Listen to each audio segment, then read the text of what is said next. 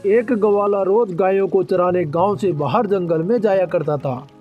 जंगल में एक संत का आश्रम था। वह संत रोज तप ध्यान मंत्र जाप करते थे। ग्वाला रोज संत को देखता तो उसे समझ में नहीं आता था कि संत ये सब क्यों करते हैं। ग्वाले की उम्र कम थी। संत के इन कर्मों को समझने के लिए वह आश्रम में पहुंचा और संत से पूछा कि आप रोज ये सब क्या करते हैं।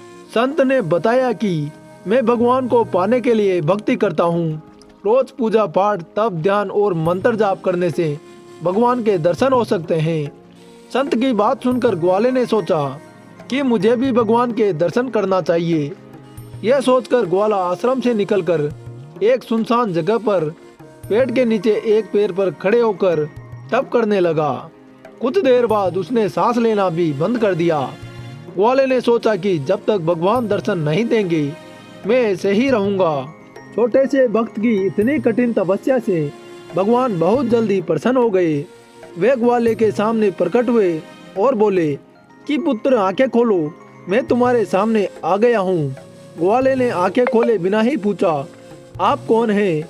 भगवान बोले, मैं वही ईश्वर हूँ जिसके दर्शन के लिए तुम तप कर रहे हो।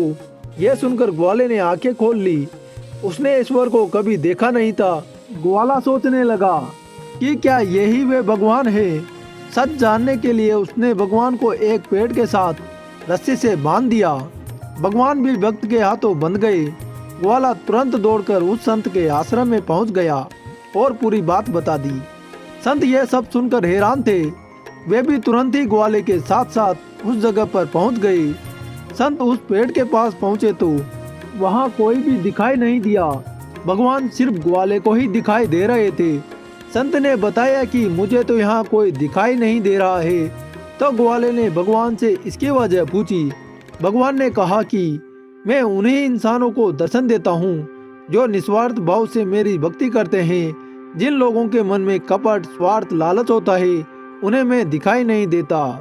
दोस्तों, इस कहानी से हमें यह सीख मिलती है कि जो लोग भगवान की भक्ति निजी स्वार्थ की वजह से करते हैं उन्हें भगवान की कृपा नहीं मिल पाती।